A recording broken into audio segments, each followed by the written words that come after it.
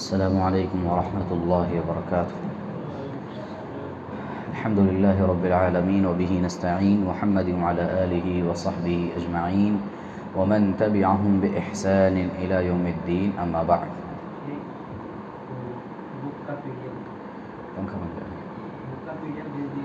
جی، ہم درس کا آغاز کرنے سے پہلے آپ کے علم میں یہ بات لانا چاہتے ہیں کہ جو کتاب ہم پڑھنے جا رہے ہیں یعنی الاصول الثلاثہ، دین کے 3 بنیادی اصول، یہ کتاب اس کا جو اصل متن ہے وہ آپ کے گروپ میں بھیج دیا گیا ہے، آپ وہاں سے اس کو دیکھ سکتے ہیں، پڑھ سکتے ہیں، اس کو سامنے رکھیں، بہتر رہے گا۔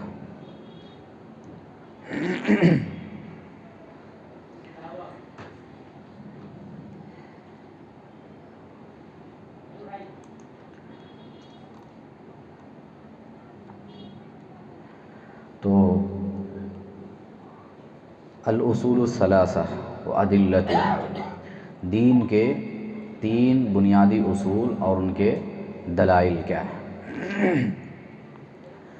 شیخ الاسلام محمد بن عبد الوہاب رحمہ اللہ نے اپنی اس رسالے کا، اپنی اس کتاب کا آغاز کیا ہے بسم اللہ الرحمن الرحیم سے، اللہ کے نام سے شیخ نے اپنی اس کتاب کا آغاز کیا ہے۔ بسم اللہ الرحمن الرحیم سے کتاب کا آغاز کیوں کیا؟ اس لیے کہ یہ اللہ کے نبی صلی اللہ علیہ وسلم کی سنت ہے، آپ کا حکم ہے، اس میں آپ کی اقتداء اور پیروی ہے، اور اس سے حاصل ہونے والی برکتیں مؤلف کے سامنے ہیں۔ بسم اللہ کے سلسلے میں پیارے نبی صلی اللہ علیہ وسلم کی حدیث ہے کہ ہر وہ کام جو بسم اللہ سے شروع نہ کیا گیا ہو وہ بے فائدہ ہے، اس سے برکت ختم کر دی جاتی ہے، اس سے برکت ختم کر دی جاتی ہے، اس میں کوئی فائدہ نہیں ہوتا ہے۔ تو ہر اچھے کام کا آغاز اللہ کے نام سے ہونا چاہیے، بسم اللہ سے ہونا چاہیے۔ پیارے نبی صلی اللہ علیہ وسلم کی سیرت ہمیں بتلاتی ہے کہ آپ عملی طور پہ بھی بسم اللہ الرحمن الرحیم یا بسم اللہ اس کا اہتمام کرتے تھے۔ آپ دیکھیے انبیاء کرام علیہم الصلاۃ والسلام کی یہ سنت رہی ہے کہ اللہ کے نام کے ساتھ وہ اپنے کاموں کا آغاز کرتے تھے۔ روایتوں میں آتا ہے کہ اللہ کے نبی صلی اللہ علیہ وسلم جب خط لکھتے کسی کو تو آپ اس خط کا آغاز بسم اللہ سے کرتے تھے، حتیٰ کہ غیر مسلموں کو، یہود و نصارہ کو بھی اگر آپ خط لکھتے تو اس خط کا آغاز بسم اللہ الرحمن الرحیم سے کرتے تھے۔ جیسے صحیح بخاری کے اندر یہ مذکور ہے کہ آپ نے مختلف امراء کے نام، مختلف بادشاہوں کے نام اپنے دور میں خطوط بھیجے ہیں۔ ہرقل جو شاہ روم تھا، روم کا بادشاہ تھا، آپ نے اس کی طرف جو خط لکھا تھا اس خط کے مضامین صحیح بخاری کے اندر موجود ہیں۔ اس کے اندر اللہ کے نبی صلی اللہ علیہ وسلم خط کا آغاز بسم اللہ سے کرتے ہیں، تو آپ خطوط کا آغاز بسم اللہ الرحمن الرحیم سے کیا کرتے تھے۔ اسی طریقے سے قرآن مجید میں دیکھتے ہیں ہم کہ ہر سورت کا آغاز بسم اللہ سے ہوتا ہے، اور اسی طریقے سے حضرت سلیمان علیہ السلام نے جب خط لکھا ملکہ سبا کے نام تو آپ نے بھی اپنے خط کا آغاز بسم اللہ سے کیا۔ قرآن مجید کی آیت ہے سورۃ النمل کے اندر، وَإِنَّهُ مِن سُلَيْمَانَ وَإِنَّهُ بِسْمِ اللَّهِ الرَّحْمَنِ الرَّحِيمِ۔ ملکہ سبا اپنی قوم سے، اپنے امراء سے، درباریوں سے کہتی ہے کہ یہ خط جو ہے سلیمان کی جانب سے ہے اور اس کا آغاز بسم اللہ الرحمن الرحیم سے ہوتا ہے۔ تو اللہ کے نبی صلی اللہ علیہ وسلم کی یہ سنت ہے، انبیاء کرام کی یہ سنت ہے کہ ہر اچھے کام کی ابتدا اللہ کے نام سے کیا کرتے تھے، بسم اللہ سے کیا کرتے تھے۔ 4786 سے کیا کرتے جی ہاں، بسم اللہ سے اپنے خطوط کا یا ہر اچھے کام کا آغاز کرتے تھے، 786 سے نہیں کرتے تھے۔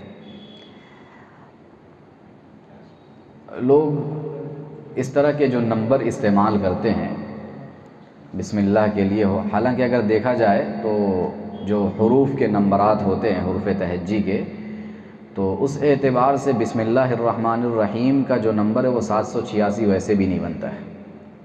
786 وہ بسم اللہ الرحمن الرحیم کا نمبر نہیں بنتا ہے.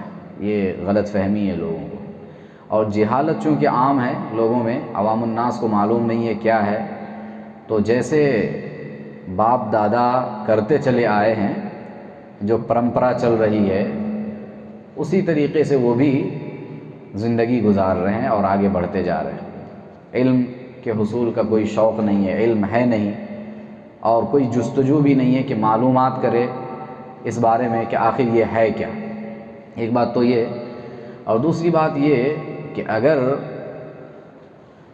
حروف کی جگہ پہ، الفاظ کی جگہ پہ نمبر کا استعمال کرنا، نمبر لکھنا یا نمبر کے ذریعے سے کام کرنا یہی صحیح ہوتا، تو پھر قرآن مجید جو 30 پاروں پر مشتمل ہے، 114 صورتیں ہیں، اور اس کے الفاظ کو بھی لوگوں نے بیان کیا ہے، تو اتنی بڑی کتاب اللہ رب العالمین کو نازل کرنے کی کیا ضرورت تھی؟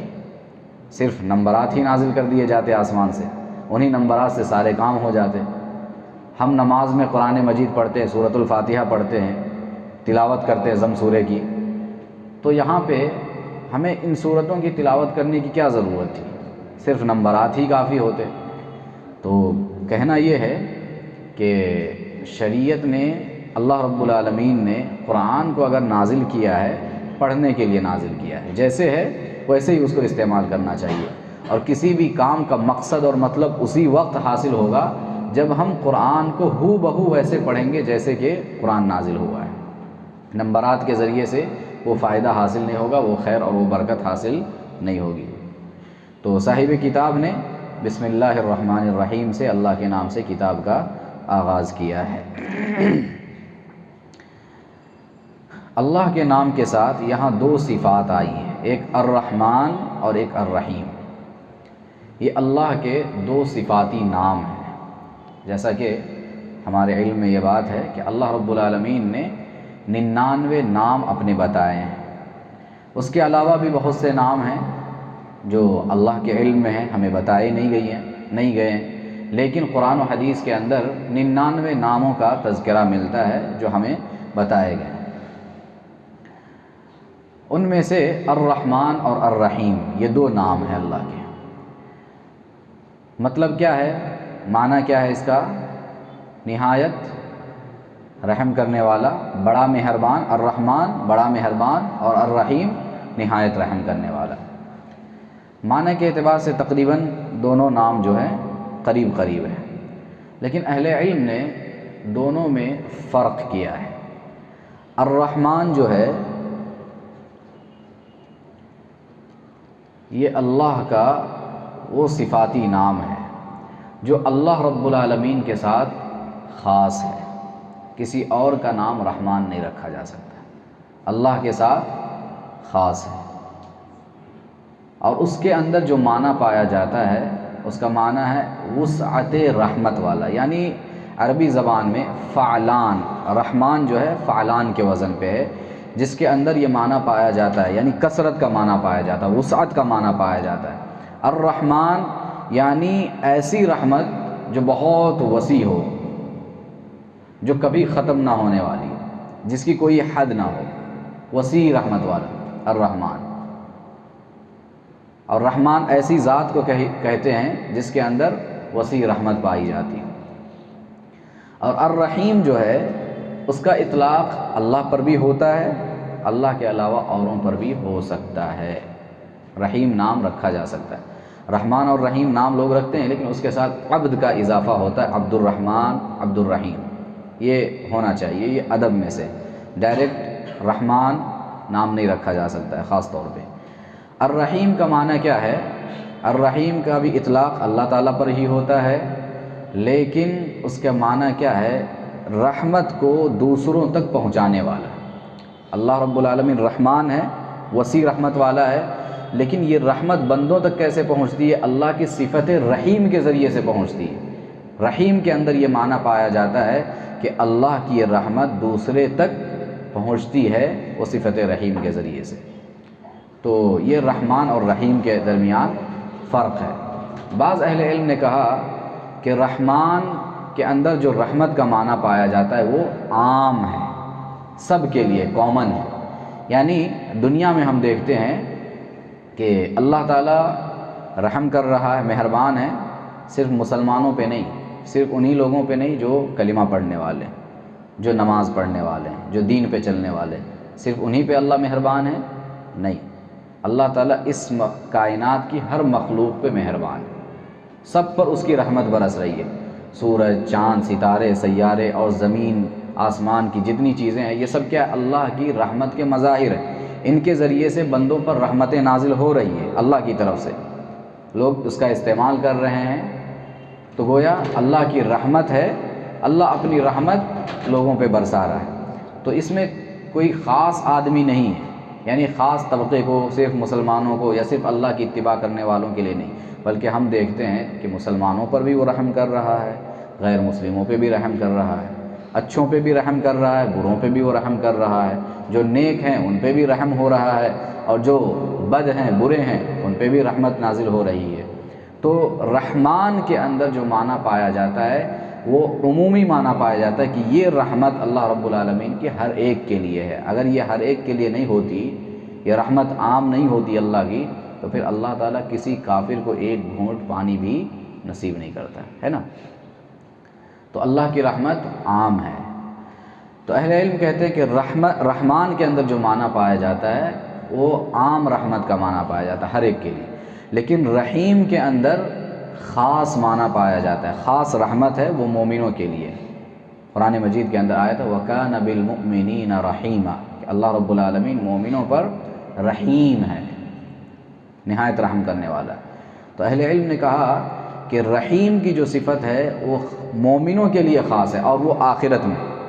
رحمان کا تعلق دنیا سے ہے، ہر خاص و عام، ہر مسلم کافر سب کے لیے، اور رحیم جو ہے وہ آخرت کے لیے، صرف نیک بندوں کے لیے، مومنوں کے لیے۔ تو یہ فرق اہل علم نے بیان کیا ہے، لیکن اس فرق کو بعض اہل علم نے اتنا سراہا نہیں ہے۔ پہلی چیز جو بتائی گئی کہ رحمان اللہ عز و جل کا ایک خاص نام ہے جس کا اطلاق صرف اللہ کی ذات پر ہوتا ہے، اور ایسی ذات کو رحمان کہتے ہیں جس کے اندر وسیع رحمت پائی جاتی ہے، اور الرحیم کا اطلاق بھی اللہ تعالیٰ پر ہوتا ہے، اور رحیم اس ذات کو کہتے ہیں جس کی رحمت دوسرے تک پہنچتی ہو۔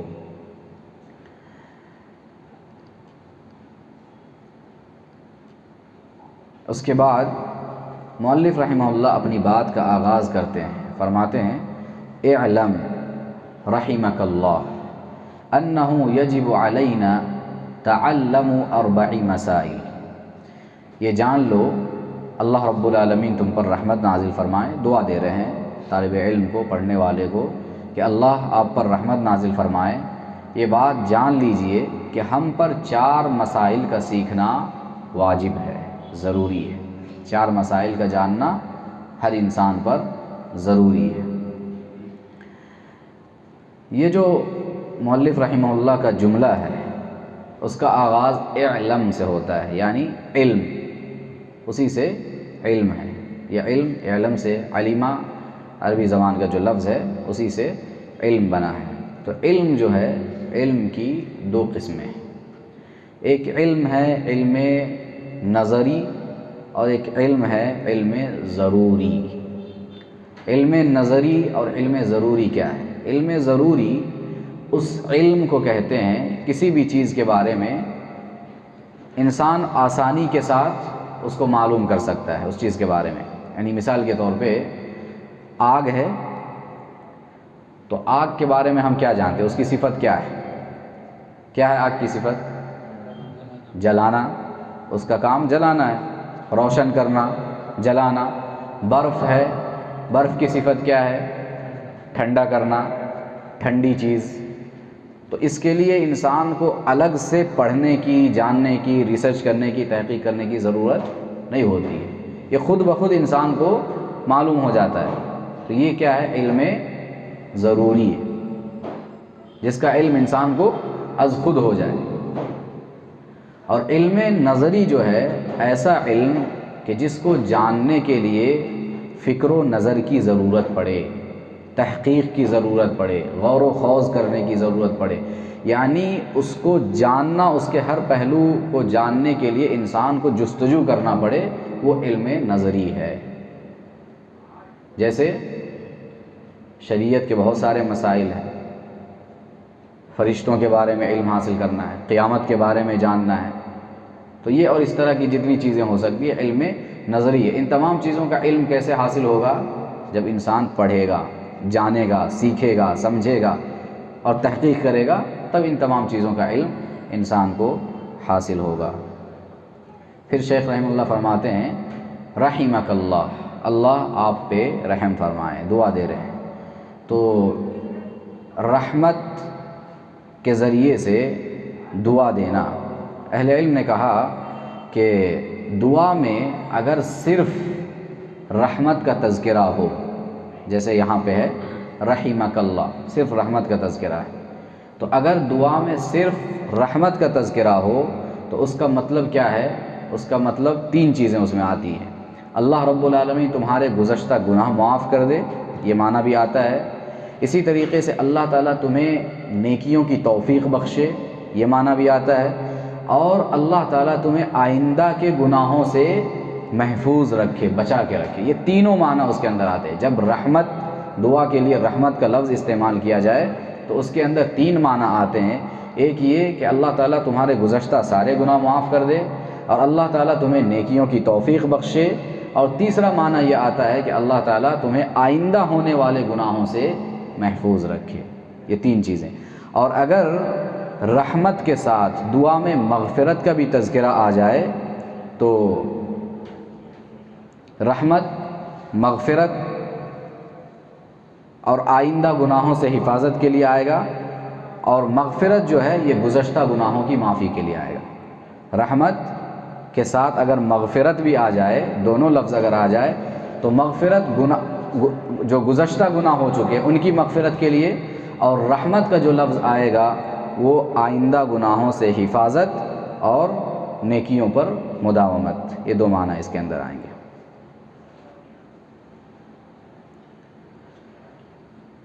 اس کے بعد شیخ رحمہ اللہ فرماتے ہیں یجب علینا، ہم پر واجب ہے، تعلم اربع مسائل، چار مسائل کا جاننا۔ وہ چار مسائل کیا ہے؟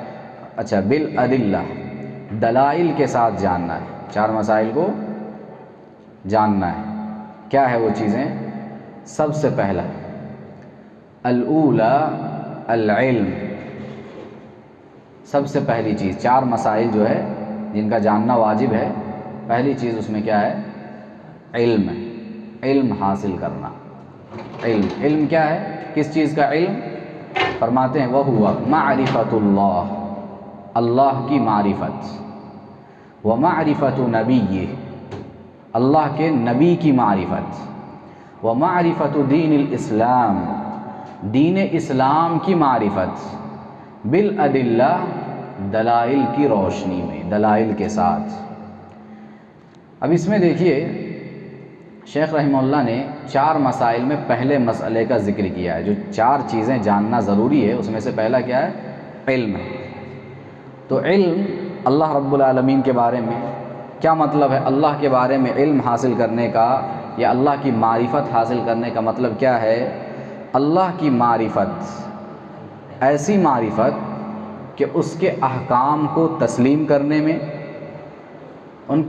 اس کے احکامات کا اقرار کرنے میں، اور ان احکامات پر عمل کرنے میں بندہ پس و پیش نہ کرے، جھجک محسوس نہ کرے۔ اللہ کی ایسی معرفت حاصل کرنا کہ اللہ کے احکامات کو بندہ تسلیم کرنے لگے، اللہ کے ان احکامات کا اقرار بھی کرنے لگے، اظہار بھی کرنے لگے، اور ساتھ ہی بلا جھجک، بلا شک و شبہ ان مسائل پر عمل بھی کرنے لگے۔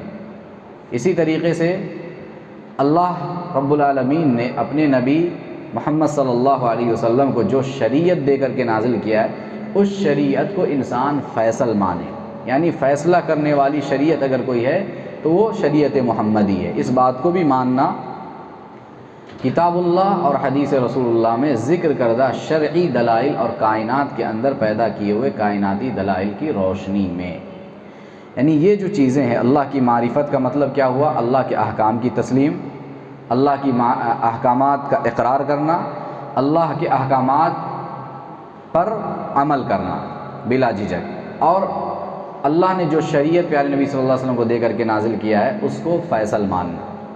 تو ان چیزوں کو سمجھنا اور ان پر عمل کرنا، یہ کیا ہے؟ اللہ کی معرفت ہے۔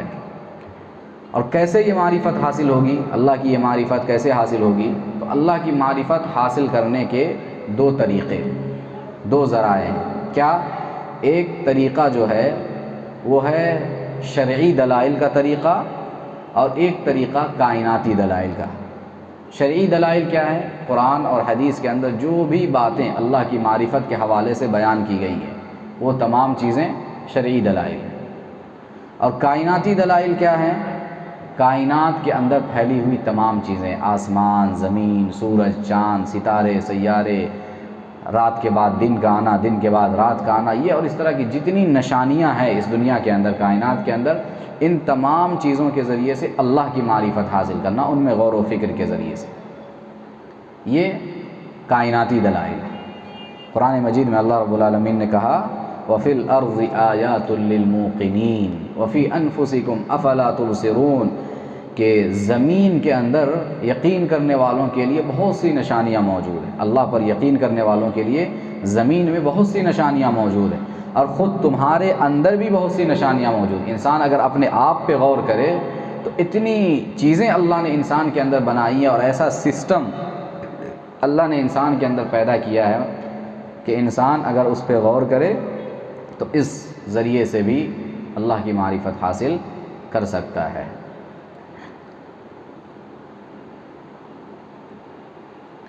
دوسری چیز اللہ کے نبی کی معرفت، علم سے مراد اللہ کی معرفت، اور دوسری چیز نبی کی معرفت۔ تو نبی کی معرفت کیا ہے؟ نبی کے سلسلے میں ایسی معلومات حاصل کرنا، ایسی جانکاری حاصل کرنا، نبی کو اس قدر پہچان لینا کہ جو ہدایت اور دین حق وہ لائے ہیں انسان بلا جھجک انہیں قبول کرنے پہ مجبور ہو جائے۔ جو ہدایت اور جو دین لے کر کے نبی آئے ہیں ان کو قبول کرنا، اللہ کے نبی نے جو خبریں بتائی ہیں ان کی تصدیق کرنا، ان کو سچا سمجھنا، آپ نے جس کام کا حکم دیا ہے اس کو عمل میں لانا، اس پر عمل کرنا، جس سے آپ نے منع کر دیا ہے اس سے رک جانا، اس کو چھوڑ دینا، آپ نے جو شریعت لایا ہے اس شریعت کو فیصل ماننا، اس کے آگے اپنے سر تسلیم خم کر دینا، یہ نبی کی معرفت ہے۔ یعنی نبی کے بارے میں ایسی معلومات حاصل کرے انسان کہ بلا جھجک نبی جو کچھ لے کر کے آئے ہیں اس کو قبول کر لے، اس کی تصدیق کر لے، اور اس کے آگے سر تسلیم خم کر دے، اس کے مطابق عمل کرنے لگے، یہ نبی کی معرفت ہے۔ اور اس سلسلے میں قرآن مجید کے اندر کئی ایک آیتیں ہیں کہ نبی کی معرفت ان تمام چیزوں کا نام ہے۔ جیسے قرآن مجید کی ایک آیت یہاں پہ شارح رحمہ اللہ نے بیان کیا ہے فَلَا وَرَبِّكَ لَا يُؤْمِنُونَ حَتَّى يُحَكِّمُوكَ فِي مَا شَجَرَ بَيْنَهُمْ، قسم اس ذات کی، آپ کے رب کی قسم ہے کہ آپ کے رب یہ لوگ جو ہے ایماندار نہ ہوں گے، قسم آپ کے رب کی کہ یہ لوگ ایماندار نہ ہوں گے جب تک یہ بات نہ ہو کہ ان کے آپس میں جو جھگڑا واقع ہوتا ہے اس میں یہ لوگ آپ کو اپنا فیصل نہ بنا لیں، اپنا حکم نہ بنا لیں۔ ثم لا يجدوا في انفسهم حرجا، پھر آپ جو فیصلہ کر دیں، مما قضیت، آپ جو فیصلہ کر دیں اس فیصلے کے بعد اپنے دل میں کوئی تنگی محسوس نہ کرے، وَيُسَلِّمُوا تَسْلِيمًا، اور پوری طریقے سے اس فیصلے کو تسلیم کر لے، قبول کر لے۔ جب تک یہ لوگ آپ کو اپنا فیصل نہیں مانیں گے اپنے تمام مسائل اور معاملات میں، تب تک یہ آپ کے رب کی قسم یہ ایماندار نہیں ہو سکتے، مومن نہیں ہو سکتے۔ تو یہ آیت بتلاتی ہے کہ نبی کی معرفت یعنی نبی کی لائی ہوئی شریعت کو ماننا، اس پر عمل کرنا، نبی کو فیصل ماننا، یہ نبی کی معرفت ہے اور یہ ضروری ہے، اس بات کا علم حاصل کرنا ہے۔ اسی طریقے سے علم اللہ کی معرفت، نبی کی معرفت اور کس چیز کی معرفت؟ دین اسلام کی معرفت، یہ تیسری چیز۔ اسلام کسے کہتے ہیں؟ اسلام کا ایک عام معنی ہے اور ایک خاص معنی ہے۔ اسلام کا عمومی معنی کیا ہے؟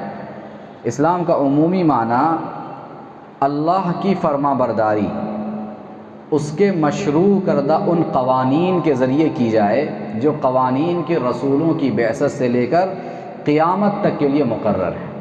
حضرت آدم علیہ السلام کو جو شریعت دے کر کے بھیجا گیا، جو قوانین اللہ کی جانب سے دیے گئے، تب سے لے کر کے قیامت تک جو بھی قوانین اللہ نے بھیجے رسولوں کو دے کر کے، ان پر عمل کر کے اللہ رب العالمین کی فرما برداری کرنا، یہ کیا ہے؟ اسلام ہے۔ یہ اسلام کا عام معنی ہوا، لیکن اسلام کا ایک خاص معنی ہے۔ وہ کیا ہے؟ کہ پیارے نبی صلی اللہ علیہ وسلم کو جو شریعت دے کر کے بھیجا گیا ہے، اس شریعت کو قبول کرنا، ماننا اور اس کے مطابق زندگی گزارنا، یہ اسلام ہے۔ مطلب کیا ہے؟ اب اللہ کے نبی صلی اللہ علیہ وسلم اس دنیا میں آخری رسول ہیں، آپ کے آنے سے گزشتہ تمام ادیان کو منسوخ کر دیا گیا۔ حضرت موسیٰ علیہ السلام کی شریعت ابھی چل سکتی ہے؟ نہیں چل سکتی ہے۔ حضرت عیسیٰ کی چل سکتی ہے؟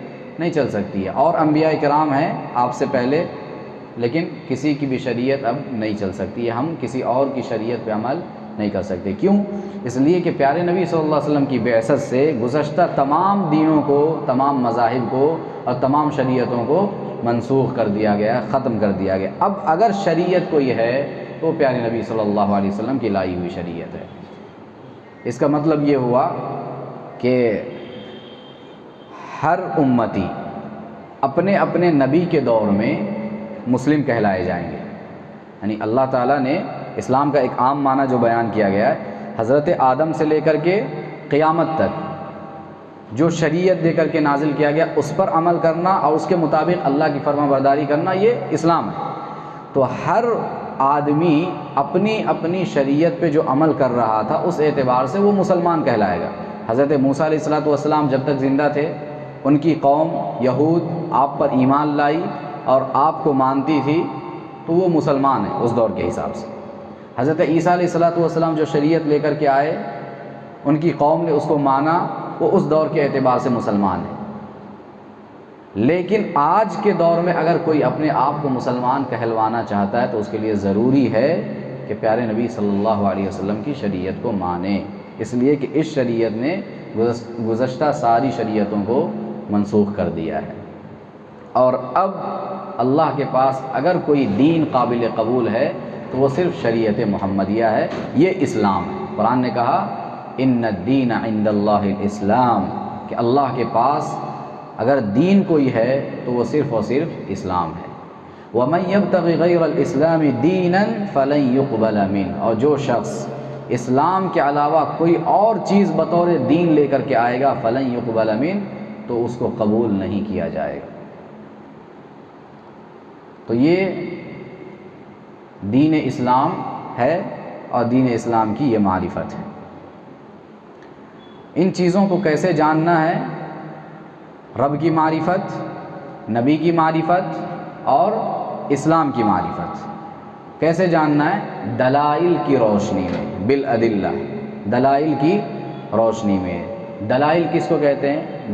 دلائل جو ہے یہ دلیل کی جمع ہے۔ دلیل کی جمع دلائل۔ کس چیز کو دلیل کہتے ہیں؟ اس چیز کو جو انسان کو اس کے مطلوب اور مقصود تک پہنچا دے۔ یعنی کسی بھی ایک نتیجے پر آپ کسی معاملے میں پہنچنا چاہتے ہیں تو کیسے پہنچیں گے؟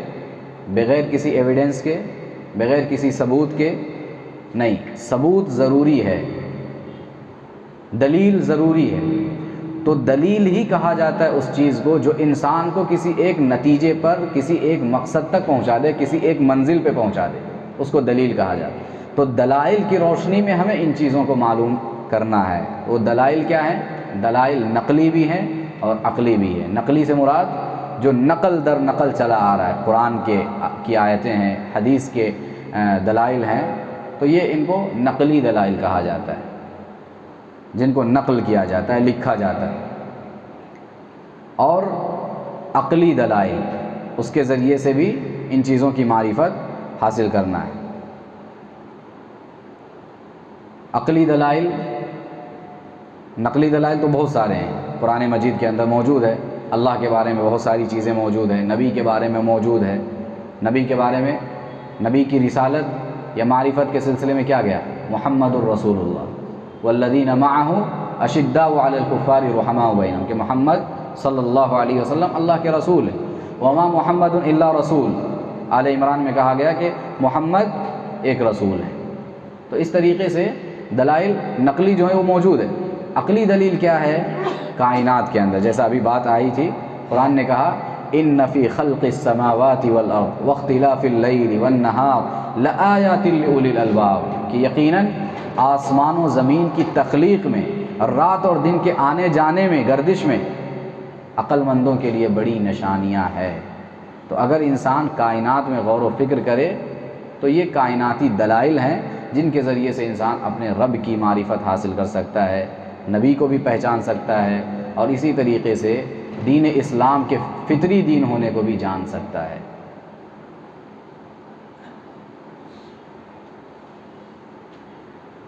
تو 4 مسائل جن کا جاننا ضروری ہے، ان میں سے پہلا مسئلہ کیا رہا؟ پہلا مسئلہ علم حاصل کرنا ہے۔ علم کن چیزوں کی؟ 3 چیزوں کی، اللہ کی، نبی کی اور دین اسلام کی، یعنی معرفت ان چیزوں۔ دوسری چیز یا دوسرا مسئلہ جس کا جاننا ضروری ہے وہ کیا ہے؟ العمل بہ۔ الثانیہ العمل بہ، دوسرا مسئلہ جس کا جاننا ہے ضروری ہے وہ ہے جو علم ہم نے حاصل کیا ہے ابھی پہلے نمبر پہ، اس کے مطابق عمل کرنا، اس پر عمل کرنا، یہ دوسرا مسئلہ ہے۔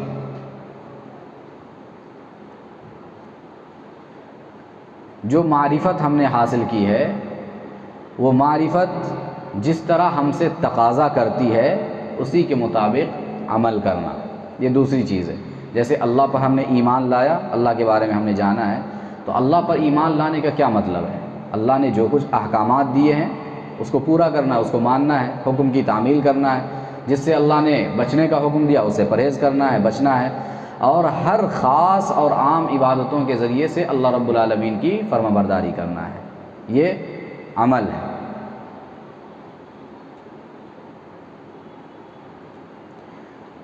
تیسری چیز یا تیسرا مسئلہ جس کا جاننا ضروری ہے وہ کیا ہے؟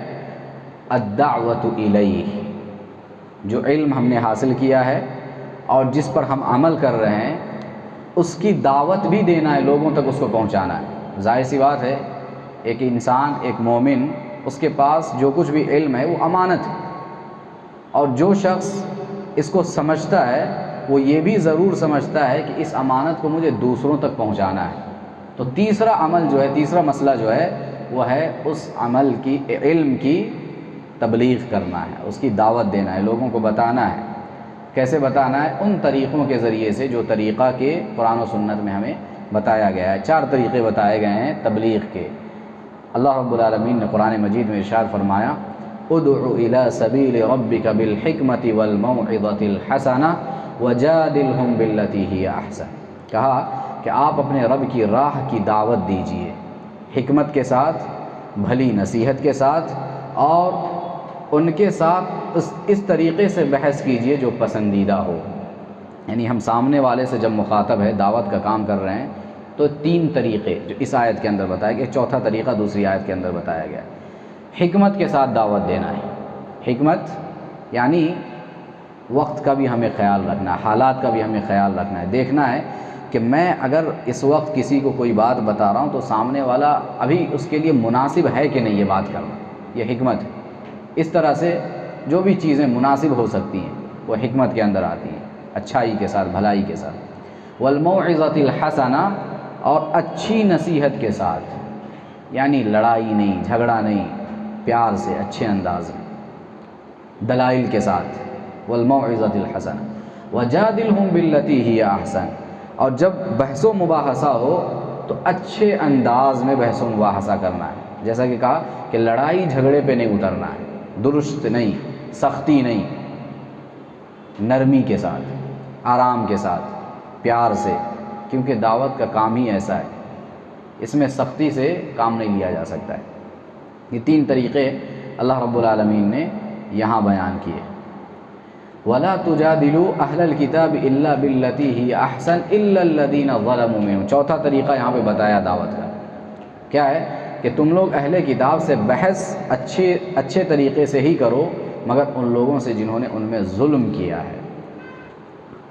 تو ایک بات تو پہلے آیت کی آئی کہ بحث کرنا ہے، دعوت کا کام کرنا ہے، اچھے طریقے سے کرنا ہے، لڑائی جھگڑا نہیں، حکمت کے ساتھ، موعظت کے ساتھ اور اچھی گفتگو کے ساتھ.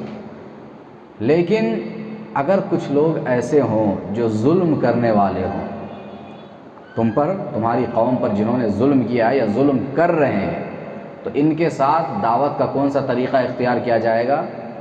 ان کو ان کی زبان میں گفتگو کی جائے گی. ظلم کیا ہے انہوں نے تو دعوت ہم اچھے انداز میں پہنچائیں گے. اگر نہیں مان رہے ہیں، ظلم پہ مصر ہے، تو ان کے ساتھ پھر جارحانہ انداز اختیار کیا جائے گا، جہاد کا عمل کیا جائے گا ان کے ساتھ، اور اس راستے سے ان تک یہ تبلیغ پہنچائی جائے گی، یہ دعوت پہنچائی جائے گی، انہیں قائل کیا جائے گا کہ وہ اس دین کو مانیں، یا نہیں تو جزیہ دینے پہ وہ راضی ہو جائے. یہ چوتھا طریقہ ہے. یہ سب سے آخر میں دیکھیے، اس سے پہلے 3 جو طریقے بتائے گئے وہ اچھائی کے ساتھ، بھلائی کے ساتھ، حکمت اور موعظت کے ساتھ اس کام کو کرنا ہے. اور ایک اور آیت ہے قُلْ هَٰذِهِ سَبِيلِي أَدْعُو إِلَى اللَّهِ عَلَىٰ بَصِيرَةٍ أَنَا وَمَنِ اتَّبَعَنِي. پیارے نبی کے سلسلے میں کہا گیا کہ آپ کہہ دیجئے یہ میری راہ ہے، هَٰذِهِ سَبِيلِي، یہ میرا راستہ ہے، میں اور جنہوں نے میری اتباع کی ہے اللہ کی طرف سوجھ بوجھ کے ساتھ دعوت دے رہے ہیں، بصیرت کے ساتھ دعوت دے رہے ہیں. بصیرت کیا ہے؟ وہ جو چیزیں بیان کی گئی وہ بھی ہیں، اور علم کے ساتھ. بصیرت کے اندر علم کا معنی آتا ہے. اگر انسان کے پاس جس چیز کی وہ دعوت دے رہا ہے علم ہی نہ ہو تو پھر دعوت کما حق وہ دے نہیں سکتا ہے. پہلی بات تو اس کو خود نہیں معلوم کہ میں کس چیز کی دعوت دے رہا ہوں، اور دوسری بات جب علم نہیں ہے تو کیسے اپنے علم کو یا اپنی اس دعوت کو دوسروں تک پہنچائے گا. تو بصیرتن کے اندر علم کا معنی پایا جاتا ہے. علم کے ساتھ، بصیرت کے ساتھ، حکمت کے ساتھ دعوت و تبلیغ کا یہ کام کرنا ہے. تبلیغ کے لیے بہت سے میدان ہیں، کوئی ایک خاص چیز نہیں ہے. آپ تبلیغ میدان عمل میں اتر کر کے باقاعدہ کر سکتے ہیں. لوگوں کے ساتھ آپ ملیے، ڈائریکٹ ملاقات کیجئے، بالمشافہ بات چیت کیجئے، انہیں سمجھائیے، دلائل دیجئے ان کے سامنے. ایسا بھی کیا جا سکتا ہے، اور الحمدللہ لوگ کرنے والے کر رہے ہیں. اسی طریقے سے خطبے کے ذریعے سے، خطبات ہے، جمعہ کے خطبات ہے، وہ بھی تبلیغ اور دعوت کا ایک پلیٹ فارم ہے. عام مجلسوں میں جو تقریریں ہوتی ہیں، عام مجلسیں منعقد کر کے تقریریں کرنا، کتاب و سنت کی باتیں بتانا، یہ بھی تبلیغ ہے، دعوت ہے. اسی طریقے سے دعوت و تبلیغ کا ایک میدان لکھنا بھی ہے، قلم کے ذریعے سے، تحریر کے ذریعے سے، مضامین اور مقالوں کے ذریعے سے آپ اسلام کی تبلیغ لوگوں تک پہنچائیے، اسلام کی دعوت لوگوں تک پہنچائیے. یہ اور اس طرح کی بہت ساری چیزیں. آپ آپس میں دوستوں کے ساتھ ہیں، وہاں پہ کوئی دینی مسئلہ چھیڑ دیجئے، لوگ آپس میں اس پہ ڈسکس کریں گے، بحث کریں گے دلائل کی روشنی میں، یہ بھی تبلیغ ہے. تو تبلیغ کے مختلف میدان ہیں، ان کے ذریعے سے ان کو استعمال کر کے دین کی تبلیغ کی جا سکتی ہے. اور یہ وہ کام ہے جو کوئی معمولی نہیں، بہت بڑا کام ہے. پیارے نبی صلی اللہ علیہ وسلم نے حضرت علی رضی اللہ عنہ سے کہا تھا لَأَن يَهْدِيَ اللَّهُ بِكَ رَجُلًا وَاحِدًا خَيْرٌ لَكَ مِنْ حُمْرِ النَّعَمِ. کہ اے علی، اگر تمہارے ذریعے سے اللہ رب العالمین کسی ایک آدمی کو بھی ہدایت یافتہ کر دے، ہدایت سے نواز دے، تو یہ تمہارے لیے سرخ اونٹوں سے بھی بہتر. سرخ اونٹ سے مراد آج کے دور میں انسان کے پاس بہت مال ہے، بہت دولت ہے. گاڑیوں کی مثال لے لیجئے، بہت کار ہے کسی کے پاس. اس زمانے میں کیا ہوتا تھا کہ انعام کے طور پہ اسی طرح کا اعلان ہوتا تھا، 100 اونٹ دے دیے جائیں گے، 100 گھوڑے دے دیے جائیں گے، اس طرح کا اعلان ہوتا تھا. وہ بہت بڑا انعام ہوتا تھا. آج کے دور میں اگر کسی کے پاس 100 کار ہو تو گویا اس دور میں 100 اونٹ اگر کسی کے پاس ہو تو یہ دونوں برابر ہوتے. تو خیر لک من حمر النعم کہا پیارے نبی صلی اللہ علیہ وسلم نے کہ سرخ اونٹوں سے بھی تمہارے لیے بہتر ہے. اتنا مال و دولت کسی کے پاس ہو اس سے بہتر ہے کہ ایک آدمی میرے ذریعے سے ہدایت یافتہ ہو جائے. یہ میرے لیے بڑی سعادت مندی کی بات ہے. تو یہ فضیلت ہے اس کی. چوتھی چیز یا چوتھا مسئلہ جس کا جاننا ضروری ہے وہ کیا ہے؟ الصبر علی الاذی فیہ. یہ جو ہم نے علم حاصل کیا ہے پھر اس پہ ہم عمل کر رہے ہیں، العمل بھی. تیسرا ہم اس کی دعوت اور تبلیغ کا کام کر رہے ہیں. تو اب تبلیغ کا کام اگر کر رہے ہیں یا اس علم پر ہم عمل کر رہے ہیں تو ظاہر سی بات ہے کہ اس راستے میں تکلیفیں آئیں گی، پریشانیاں آئیں گی، چاہے وہ ہم عمل کر رہے ہوں تب ہو یا یہ کہ ہم دعوت دے رہے ہوں باہر میدان میں جا کر کے تب ہو. پریشانیاں دونوں جگہ پہ آئیں گی. ہم عمل کر رہے ہیں تو پریشانی کیسے آئے گی؟ نماز پڑھنے جا رہے، تجربہ سب کا ہے، نماز پڑھنا چاہ رہے ہیں لیکن نفس مائل نہیں ہوتا ہے نا، دل مائل نہیں ہوتا ہے اس کی طرف. تو یہ کیا ہے؟ ایسے وقت میں ہم صبر کریں کہ نہیں، اللہ کا حکم ہے، جو علم میرے پاس ہے وہ کیا ہے؟ ہم جان رہے ہیں کہ یہ اللہ کا حکم ہے، یہ علم ہے. اب اس پہ مجھے عمل کرنا ہے. نفس روک رہا ہے، شیطان روک رہا ہے، لیکن مجھے صبر کرنا ہے کہ نہیں اللہ کا حکم ہے، مجھے کرنا پڑے گا، میں کروں گا. یہ صبر ہے. نفس گناہ کی طرف مائل ہو رہا ہے، انسان قدم بڑھانا چاہتا ہے لیکن خیال آتا ہے کہ اللہ نے اس سے منع کیا ہے. اللہ کی رضا کے لیے انسان رک جاتا ہے. یہ کیا ہے؟ صبر ہے. تو عمل اگر ہم کر رہے ہیں علم پہ، یہ بھی کیا ہے؟ صبر ہے. میدان دعوت میں اتر کر کے لوگوں کو سمجھا رہے ہیں، دعوت دے رہے ہیں، تبلیغ کر رہے ہیں، وہاں پہ بہت ساری پریشانیاں آ سکتی ہیں. سامنے والا ہو سکتا ہے کہ ایسے مزاج کا ہو کہ آپ کی دعوت کو سننے کے بجائے، ایکسیپٹ کرنے کے بجائے وہ الٹا آپ سے لڑائی جھگڑا کرنے لگے، آپ پہ پل پڑے، آپ پہ ٹوٹ پڑے. تو کیا کرنا ہے؟ صبر سے کام لینا ہے. اس کی زبان میں اس کو جواب نہیں دینا وہاں پہ. تو یہ صبر ہے. تو اس راستے میں جو بھی تکلیفیں آئیں گی ان تکلیفوں پہ صبر کرنا ہے. صبر جو ہے بنیادی طور پر اس کی 3 قسمیں ہیں. الصبر علی الطاعہ، والصبر علی المعصیہ، والصبر عند المصیبہ. یہ 3 اقسام ہیں صبر کی. الصبر علی الطاعہ کیا ہے؟ جیسا کہ کہا گیا نماز پڑھنے ہم جا رہے ہیں، اللہ کی اطاعت ہے. یہ اطاعت و فرما برداری پر صبر کرنا یعنی جمے رہنا اطاعت پر. نماز پڑھ رہے ہیں، نفس مائل نہیں ہو رہا ہے لیکن مجھے اللہ کا حکم سمجھ کر کے کرنا ہے. تو طاعت پر، فرما برداری پر صبر کر رہے ہیں.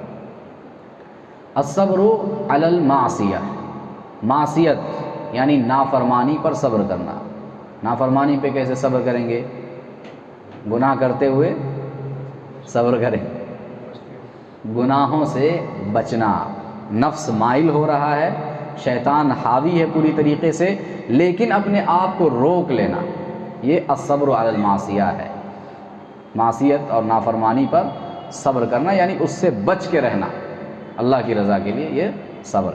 اور صبر کی تیسری قسم جو ہے الصبر عند المصیبہ، یہ علی المصیبہ، مصیبت کے وقت صبر. یا آپ دوسرے لفظوں میں یہ کہہ لیں الصبر علی اقدار اللہ، یعنی اللہ کی تقدیر پر صبر کرنا. تقدیر خیر اور شر دونوں چیزیں. تو شر اگر لاحق ہو رہا ہے، کوئی مصیبت ہے، کوئی تکلیف ہے، کوئی پریشانی اگر لاحق ہو رہی ہے تو یہ سوچنا کہ اللہ نے میرے مقدر میں اس کو لکھا ہے اس لیے یہ پہنچ رہی ہے، مجھے صبر کرنا ہے، راضی برضا رہنا ہے ہر حال میں. تو یہ صبر ہے. واویلا نہیں کرنا ہے، شکوے نہیں کرنا ہے، شکایتیں نہیں کرنا ہے، اللہ کے خلاف باتیں نہیں کرنا ہے، ثابت قدم رہنا ہے ایمان پہ. یہ کیا ہے؟ صبر ہے. تو یہ صبر کی 3 قسمیں ہیں. مؤلف رحمہ اللہ نے یہ جو 4 مسائل بیان کیے ہیں، 4 مسائل یوں ہی بیان نہیں کیے ہیں، اپنی طرف سے نہیں بیان کیے، بلکہ یہ اصل میں قرآن سے مستفاد ہے. قرآن سے انہوں نے یہ 4 چیزیں لی ہیں. اور وہ کیا ہے؟ سورۃ العصر، ایک مختصر سی صورت ہے جو 3 آیتوں پر مشتمل ہے۔ اس مختصر سی صورت کے اندر اللہ رب العالمین نے یہ چاروں باتیں جمع کر دی ہیں جو مؤلف رحمہ اللہ نے بتائی ہیں۔ اللہ فرماتا ہے والعصر ان الانسان لفی خسر الا الذین آمنوا وعملوا الصالحات وتواصوا بالحق وتواصوا بالصبر۔ قسم ہے زمانے کی، اللہ رب العالمین نے زمانے کی قسم کھائی۔ زمانہ کیا ہے؟ زمانہ کس کو کہتے ہیں؟ جو چل رہا ہے وہ زمانہ ہے۔ جن کی زندگی میں جو کچھ چل رہا ہے وہ زمانہ ہے۔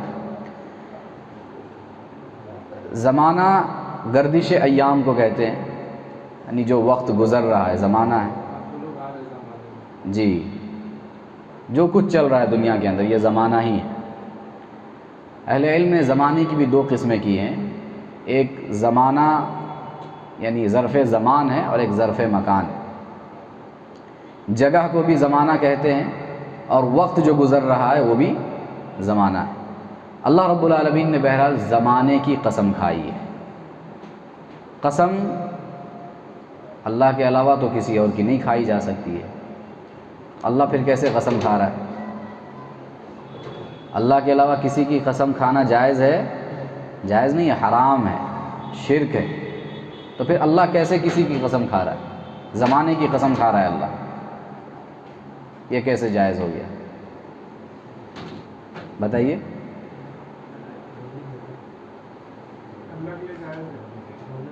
اللہ کے لیے جائز ہے۔ کیا جائز ہے؟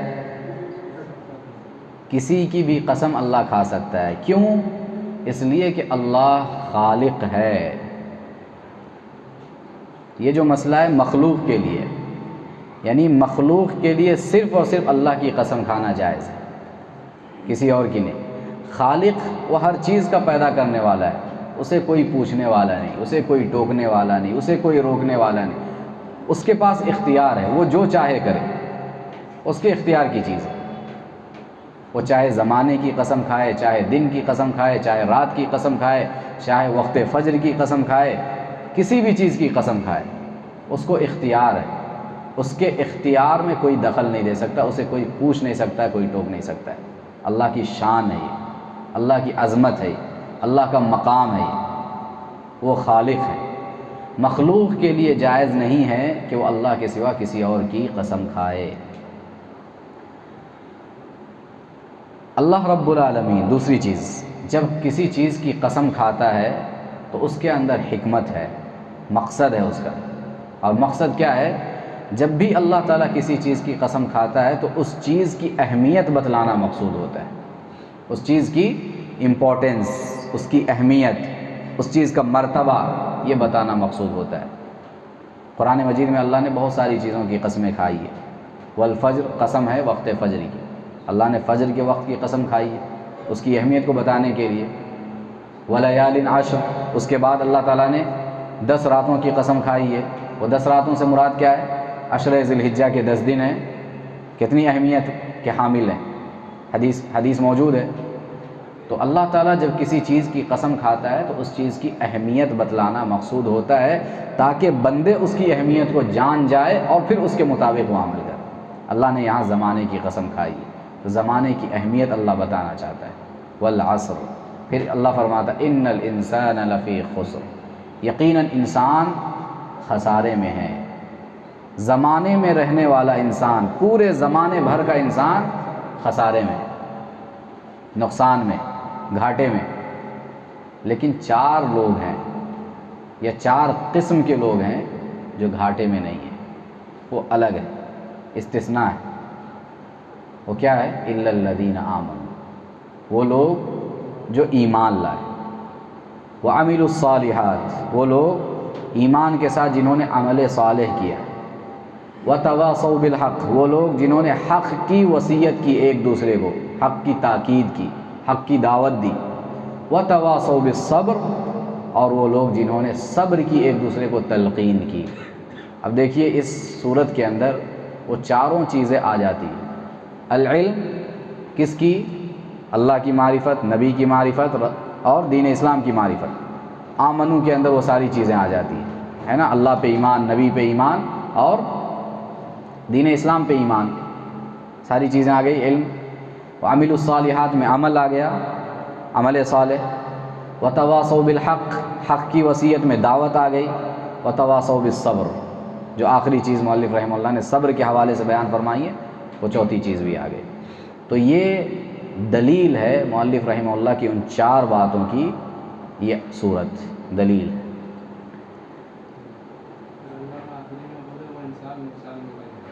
ہاں، جن لوگوں کے اندر یہ 4 چیزیں پائی جاتی ہے وہ نقصان میں نہیں ہو سکتے، دنیا میں بھی اور آخرت میں بھی وہ کامیاب ہیں۔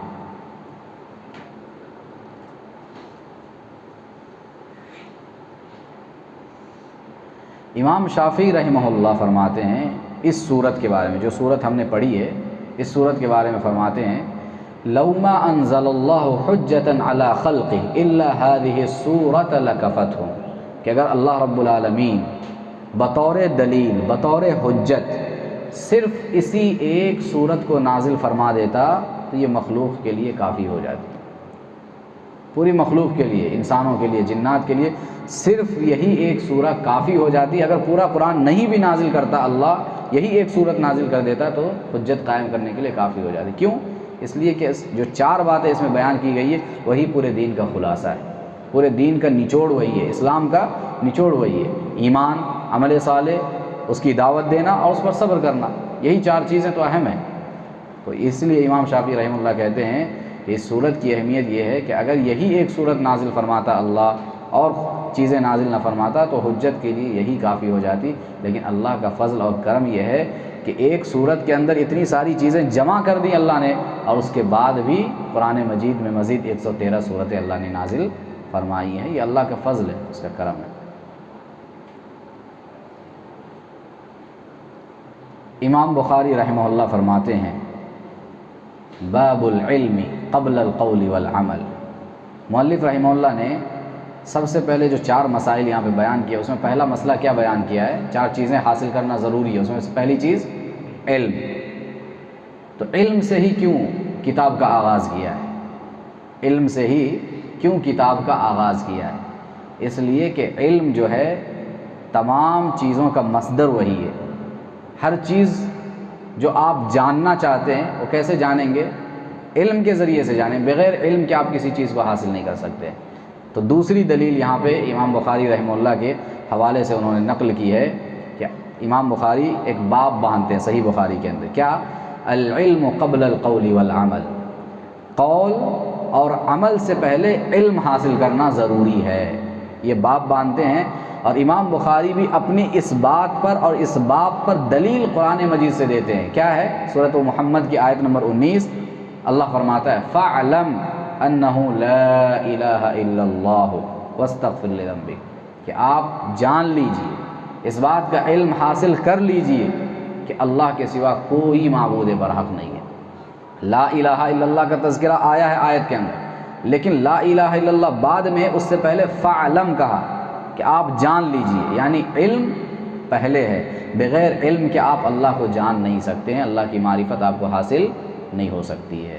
تو امام بخاری نے یہ جو کہا العلم قبل القول والعمل، کہ علم جو ہے قول سے، کوئی بھی بات کہنے سے، اور عمل کوئی کام کرنے سے، ان دونوں چیزوں سے پہلے علم حاصل کرنا ضروری ہے، تو اس کی دلیل یہ آیت کریمہ ہے فَاعْلَمْ أَنَّهُ لَا إِلَٰهَ إِلَّا اللَّهُ۔ امام بخاری کہتے ہیں فَبَدَأَ بِالْعِلْمِ قبل القول والعمل، کہ اللہ تعالیٰ نے اس آیت کے اندر علم سے آغاز کیا ہے، قول اور عمل سے پہلے علم کا تذکرہ اللہ رب العالمین نے فرمایا ہے۔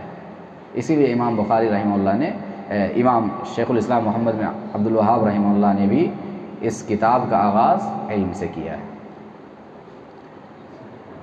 تو یہ 4 مسائل ہم نے آج کے درس میں پڑھے ہیں۔ 4 مسائل کیا کیا ہیں؟ پہلی چیز علم ہے۔ علم کس چیز کا؟ علم کے اندر 3 چیزیں شامل ہیں بطور خاص، جو یہاں پہ مؤلف رحمہ اللہ نے ذکر کیا ہے۔ کیا کیا ہے؟ اللہ کی معرفت، نبی کی معرفت دین اسلام کی معرفت دلائل کی روشنی میں، یہ علم پہلی چیز۔ دوسرا مسئلہ جس کا جاننا ضروری ہے، اس علم کے مطابق عمل کرنا ہے۔ تیسرا مسئلہ جس کا جاننا ضروری ہے، اس علم کو جس کو ہم نے حاصل کیا ہے اور عمل کر رہے ہیں اس پر اس کی دعوت دینا، لوگوں تک پہنچانا، جس کے پاس وہ علم نہیں ہے ان تک پہنچانا۔ اور چوتھی چیز جو شیخ رحمہ اللہ نے بیان فرمایا ہے وہ ہے صبر، اس راستے میں آنے والی مصیبتوں پر، تکلیفوں پر صبر کرنا اور جمے رہنا۔ یہ 4 مسائل شیخ رحمہ اللہ نے بیان فرمائے، ان کو یاد رکھنا ہے، ان کو یاد رکھنا ہے۔ اور اس کے لیے دلیل دی ہے سورۃ العصر سے اور امام بخاری رحمہ اللہ کے اس باب سے اور ان کے استدلال سے جو صحیح بخاری میں انہوں نے قائم کیا ہے۔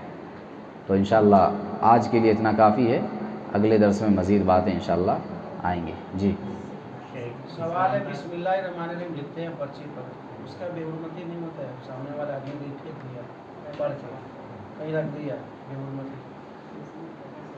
بے حرمتی ہوتی ہے تو اس کے لیے اہتمام کرنا چاہیے انسان کو، اس کا خیال رکھنا چاہیے۔ اگر کوئی ایسی چیز ہے کہ جہاں پہ آپ کو یقین ہو کہ اس کی بے حرمتی ہو سکتی ہے تو آپ وہاں پہ نہ لکھیں، اس کو بسم اللہ نہ لکھیں، بہتر یہ ہے۔ اور اگر لکھ بھی رہے ہیں تو پھر اس کا خیال رکھنا چاہیے، سامنے والے کو بھی خیال رکھنا چاہیے، یا اگر کام ہو گیا ہو جس چیز کے لیے آپ نے وہ لکھا تھا، یعنی مثال کے طور پہ آپ نے خط لکھا تھا، اس میں بسم اللہ لکھا ہے، خط کا جو مضمون ہوتا ہے آدمی پڑھ لیتا ہے، اس کے بعد خط سے کوئی مطلب نہیں ہوتا ہے، لیکن بسم اللہ تو اس کے اندر لکھا ہوا ہے، اللہ کا نام لکھا ہوا ہے، تو اب کیا کیا جائے؟ اس کو جلا دیا جائے، اس کی راکھ دفن کر دی جائے، کافی ہے، یہ اہتمام ہونا چاہیے۔ جی اسلام کے لفظی معنی، اسلام کے لفظی معنی ہے سر تسلیم خم کر دینا، اطاعت اور فرما برداری، یعنی اپنے آپ کو سرنڈر کر دینا، یہ معنی ہے اسلام کا لفظی معنی۔ مسلمان اسی سے اطاعت و فرما برداری کرنے والا۔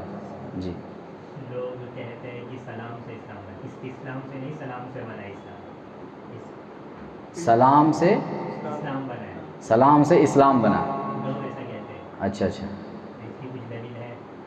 سلام سے اسلام بنا ہے، اس کی دلیل تو واللہ عالم میرے علم میں نہیں ہے، لیکن اہل علم نے یہ اسلام کے معنی میں سلام کے اندر جو معنی پایا جاتا ہے وہ اسلام کے اندر بھی معنی پایا جاتا ہے، اشتقاق وہی ہے، یعنی امن کا معنی پایا جاتا ہے، سلامتی کے معنی پایا جاتا ہے، تو اسلام کے اندر بھی وہ معنی پایا جاتا ہے، لیکن ہم مسلمان اگر کسی کو کہتے ہیں تو مسلمان کا معنی وہ ہوتا ہے اپنے آپ کو اللہ کے حوالے کر دینے والا، اور سلام کے اندر سلامتی کا معنی پایا جاتا ہے۔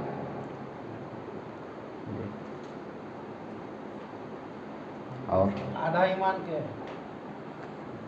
جی آدھا ایمان الطہور شطر الایمان، پاکی صفائی آدھا ایمان۔ اور باقی آدھا ایمان بعد والا، ہاں، بعد والا آدھا ایمان پھر کیا ہوا؟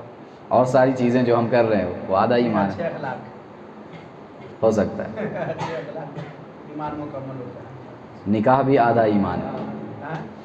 نکاح سے بھی ایمان مکمل ہوتا ہے نا، تو وہ بھی ہوا پھر۔ ایسا نہیں ہے، مطلب طہارت کی اہمیت بتانے کے لیے اللہ کے نبی صلی اللہ علیہ وسلم نے وہ بیان کیا ہے، فرمایا ہے، تو اس کا یہ مطلب نہیں ہے کہ صرف انسان زندگی میں اور کچھ نہیں ہے، صرف طہارت اور پاکی صفائی ہے تو وہ آدھا مومن ہو گیا، ایسا نہیں ہے، یقیناً اس کی اہمیت بتانا ہے کہ وہ ہو، ساتھ میں ایمان جسے کہتے اصل میں وہ ایمان ہونا چاہیے، ہاں تب جا کے وہ چیز فائدہ پہنچائے گی انسان کو۔ یقین آدھا ایمان اور آدھا ایمان اچھا اخلاق، یقین کا ہو جس کا اس کا ایمان پکا ہے۔ ابھی جی اس کا سوال بعد میں کیجیے گا، اس کا ایمان کا ٹاپک آگے آنے والا ہے۔ ایمان انشاءاللہ آئے گا، ابھی ہم پہنچے نہیں ہیں وہاں پہ، ابھی بہت باقی ہے، یہ ابتدائے عشق ہے، ہوتا ہے کیا آگے آگے دیکھیے ہوتا ہے کیا۔ ٹھیک ہے جی، دعا پڑھ کے اٹھے، سبحانک اللہم و بحمدک، اشہد ان لا الہ الا انت، استغفرک و اتوب الیک۔ گھر کے